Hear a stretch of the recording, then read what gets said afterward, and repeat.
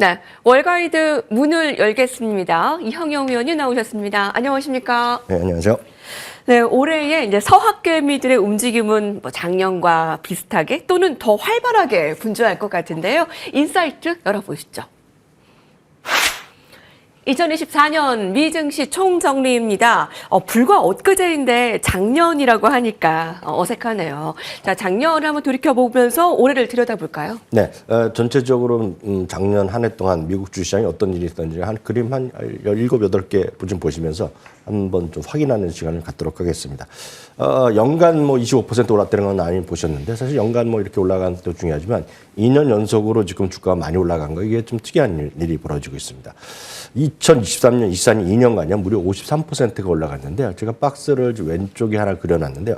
그때가 1997년부터 98년입니다. 그러니까 지금부터 지금 25한 5, 6년 전인데 그때 2년 동안 65.9% 올라갔던 거에 이후에 최고로 많이 올라간 2년이었다라고 일단 기록이 나올 것 같고요. 무려 연간으로 57번이나 사상 최고가를 갔습니다. 물론 1995년에 77번이나 사상 최고가를 간 적이 있지만 상당히 좀 자주 사상 최고가를 갔습니다. 우리 기억하시는 분이 계시겠지만 미국은 평균적으로 1년에 12번 사상 최고가를 기록합니다. 그래서 거래일수 20일에 한 번씩 사상 최고가는 게 평균인데요. 그 평균보다 훨씬 서너 배 이상의 아주 강한 흐름이 이어졌습니다. 물론 막판에는 약간 쉬었지만 그만큼 시장이 1년 내내 달렸다라고 보셔야 되겠고요.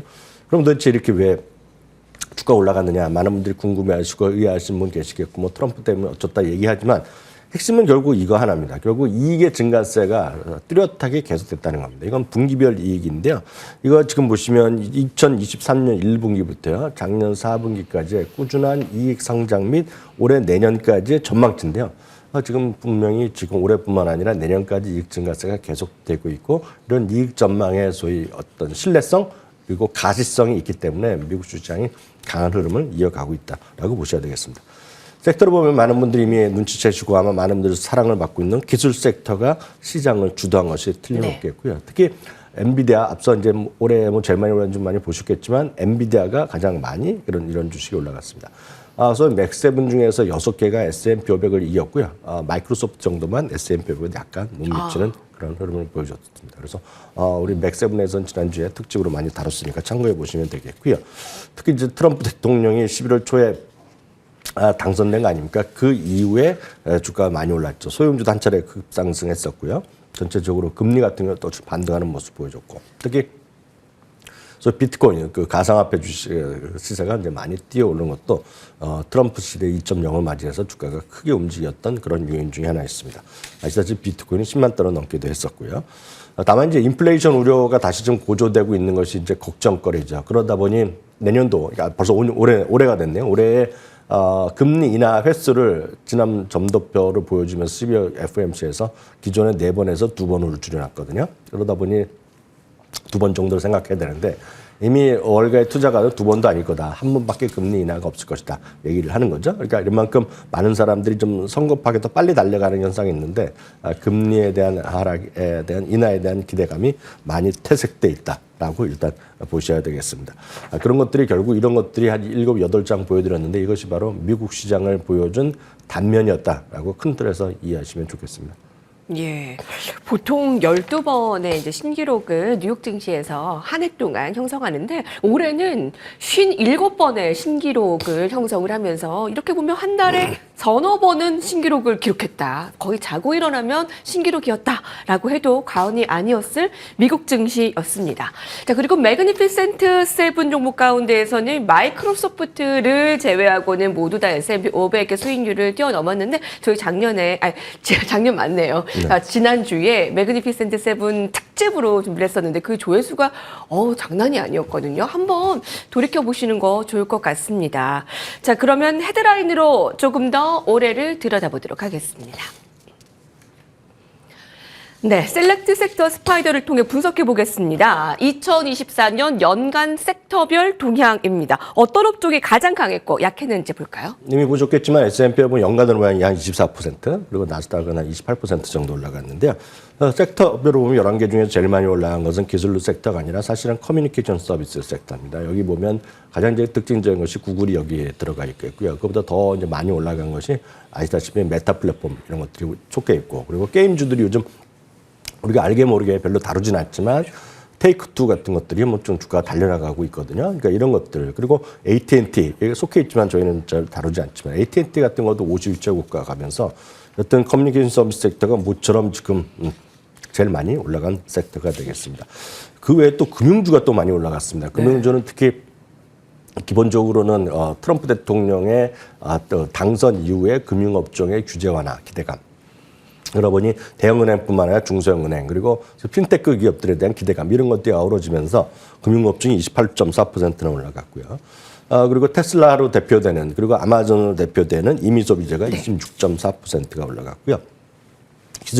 기술주는 대표적인 것이 역시 엔비디아, 애플 이런 것들, 마이크로소프트가 들어가 있는데요. 이런 것들이 21.8% 올라가 있습니다. 그리고 특히 상반기에는 기술주나 이런 것보다 그냥 더 많이 올라간 것이 많이들 기억하시면 유틸리티 올랐잖아요. 네. 그게 왜냐하면 이제 원자력이다, 뭐 그리고 전력 그리드다 하면서 소위 데이터 센터 많이 들어가면서 우리나라의 주식시장에서 뭐 전력 관리 이런 것들이 많이 움직였던 걸로 제가 알고 있는데, 그래서 그 유틸리티도 많이 올라간 것이 미국 시장의 하나의 특징이 되겠습니다. 반면에 떨어진 섹터는 이제 섹터가 마이너스 난 거는 하나가 있습니다. 소재 섹터입니다. 네, 소재 섹터는 우리로서는 별로 큰 관심이 없는데 철강 이런 게 여기 좀 들어가는 거다라고 보셔야 되겠고요. 헬스케어는 특히 트럼프 대통령 이후에 상당히 좀 주가 좀 흘러내렸습니다. 헬스케어 섹터가 좀 내려갔고요. 에너지 섹터도 0.8%니까 이런 세 개 섹터는 시장 대비 훨씬 더 언더퍼폼했다. 시장 대비 좀 저조한 성과를 보이는 것이 작년 한 해 동안의 흐름이었다라고 이해하시면 되겠습니다. 예, 세 가지 섹터가 좀 좋지 못했습니다. 뭐 철강 쪽 포함한 이제 소재 섹터 볼 수 있고요. 많이 올랐는데요, 여러분. 금융주 많이 올랐고, 또 테슬라와 아마존으로 대표되는 임의 소비재 많이 올랐고, 또 지난해에 연초에는 전력기기 쪽으로 해서 유틸리티 또 많이 올랐습니다. 자, 올해는 어떨까 한번 예상을 계속 해보도록 하고요. 자, 다음 헤드라인도 함께 보시죠. 네, CNBC가 보도했습니다. 최고의 주식, 또 최악의 주식입니다. 자, 이제 업종에서부터 종목까지 좀 더 좁혀보도록 하겠습니다. 베스트 3, 워스트 3가 되겠는데 어떻게 꼽혔을까요? 네, 그 최악의 주식은 월그린 부츠 얼라이언스라고 꼽혔습니다. 우리나라에서는 이제 익숙하지 않은데 사실 우리나라에서도 7, 8년 전인가요? 저 여의도에 그 IFC 들어오면서 매장에 잠깐 들어왔다가 제 기억은 몇 달 만에 사라졌습니다. 쉽게 얘기해서 우리를 보면 드럭스토어 같은 경우가 들어왔었거든요. 근데 그렇게 흥미가 좀 없었습니다. 왜냐하면 요즘 약이나 이런 것들이 아마존 같은 데도 사업을 많이 하거든요. 그러다 보니 큰 재미없고 S&P 500에서 최악의 주식 중에 하나로 뽑혀놨었고요. 또 하나는 인텔입니다. 인텔은 이제 많은 분들이 좀 아쉬움을 많이 갖고 계시죠. 왜냐하면 인텔이 익숙한 주식이기 때문에 많은 분들이 우리 식으로 보면 낙폭과대에 따른 이제 매수를 많이 하셨단 말이죠. 그렇지만 저희 방송 꾸준히 보신 분은 제가 감히 말씀드리지만 인텔 때문에 속상하신 분 별로 없으실 것 같아요. 왜냐하면 워낙 제가 인텔을 좋게 얘기한 적이 한 번도 없거든요. 그렇죠. 그렇지만 또 모르겠습니다. 낙폭과대로 사셨던 분들은 지금 약간 좀 머리 아픈 구간이 이어지고 있죠. 일단 AI 관련해서는 앞선 코너에도 많이 보셨지만 결국은 핵심은 엔비디아. 네, 그리고 그 다음 차례에서도 2위, 3위에서 3위 그룹에 좀 형성돼 있거든요, 지금요.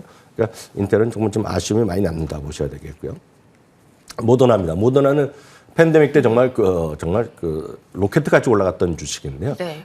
결국 그 이후에는 지금 여러분들 주위에서 보시더라도 코로나 때문에 뭐 주사 맞는 분 별로 못 보셨잖아요. 그러니까 그런 느낌으로 보면 모더나가 완전히 주가가 재미없는 그런 흐름을 보였습니다. 그래서 모더나도 연간 60%. 그러니까 하락폭으로 보면 S&P 500 중에서 꼴찌에서 3등 정도 할 정도로 엄청나게 안 좋았던 흐름이 되겠습니다. 최고의 주식은 뭐 저희 방송에서 워낙 자주 말씀드렸습니다. S&P 500이 이제 올해 들어갔는데요. 대표적인 것이 역시 팔란티아가 되겠죠. 예. 350%나 올라갔으니까요. 뭐 엄청나게 올라갔고 이게 실제로 제일 바닥으로 보면 2년 전인데요. 2022년에 엄청 주가 모두 떨어졌을 때요. 네. 그때 놀라지 마십시오. 그때 주가가 $5 정도 간 적이 있습니다. $5. 네네. 그때 되면 $5에 지금 $800, 그 80몇 달러 같이 갔으니까 이게 몇 %씩 계산도 안 될 정도. 거의 20배 정도 올라갔던 그런 주식입니다. 그래서 여하튼 앞선 코너에서 댄 아이브스도 올해 또 주식 10개에서 또 팔런티가 들어가 있고 아마 우리나라에서 작년에 가장 새롭게 탑 10으로 많이 개인들이 보유한 주식 중에 많이 들어있는데요. 뭐 워낙 많이 올라갔고 그 밸류에이션이 워낙 160배, 70배란 거를 다들 알고 하시면 큰 문제는 없는데 하여튼 변동성은 있을 수밖에 없다는 거. 내일 또 시간 봐서 뭐 시간이 되면 팔란티아에 대해서 조금 더 말씀드리도록 하겠고요. 다음은 이제 그 에너지 쪽이죠. 비스타라 코퍼레이션 그리고 역시 엔비디아가 177.6%. 라고 보셔야 되겠습니다. 다만 이 오늘 보여드린 것은 S&P 500에 들어가는 거 되겠고 앞선 코너에서 나왔던 사운드 AI 같은 경우에는 이 여기 안 들어가기 때문에 포함 안 된 거다. 이건 S&P 500 기준으로 말씀드렸다는 것도 참고하시면 좋겠습니다. 예, 그렇군요. 미증시의 최고의 종목이 2024년에 팔란티어로 꼽혔는데 이뿐만 아니라 월가이드 저희 이 코너에서도 베스트 주식이 아니었나 싶습니다. 아마 저희와 함께 하신 분들은 분명히 미증시에서 수익 꽉 채우셨을 것 같고요. 인텔은 낙폭과대로 접근해서는 안 될 종목이었습니다. 저희는 계속 강조를 했던 바 있었고요. 자, 마지막 헤드라인 이어가 보도록 하겠습니다. S&P 500 지수 3년 연속 20% 이상. 자, 3년 연속 20% 이상 상승할 수 있을까? 2년 연속 20% 상승했다는 게 새해 큰 헤드라인이잖아요. 어떻게 전망하십니까? 결론적으로 보면 이제 좀 겸손하게 주시장을 좀 보셔야 된다. 이렇게 말씀드립니다. 그래서 2년 동안에 앞으로 거의 지금 말씀드렸다시피 한 60% 이상 올라갔단 말이죠. 근데 올해도 또 20% 이상 올라가면 좋죠. 그렇지만 늘 말씀드리지만 그렇게 되면 진짜 좋은 거고 미국은 역사적으로 100년 동안의 S&P 500의 역사적으로 보면 디비던드를 재투자했을 경우에 얼추 연 10% 정도 벌더라. 그리고 이렇게 많이 올라가면 쉴 수도 있다라는 정도로 좀 겸손하게 보셔야 되겠습니다. 여튼 목표 지수는 지금 생각보다 좀 낮춰서 좀 보시면 좋을 것 같습니다. S&P 500에 대한 월가의 지금 전체적인 지난 연말까지 해서 업데이트된 걸 보여드리면 이거 주요 IB들 기준으로 말씀드리면 오펜하이머가 7,100으로 가장 높은 지수를 제시하고 있고요.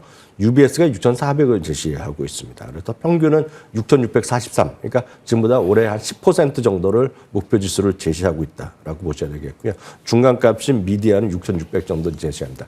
다시 한번 확인드리지만 10% 정도의 연간 목표 수익률로 미국 주식 투자하시는 것이 합리적이고 나중에 실망감도 적고 나중에 올라가면 기분도 좋더라. 이런 경험도 다시 한번 공유해드리고 싶습니다. 네. 위원님이 연말에 좀 감기 걸리셔서 네, 감기 조심하세요. 네, 네, 새해 복 많이 받으세요. 네.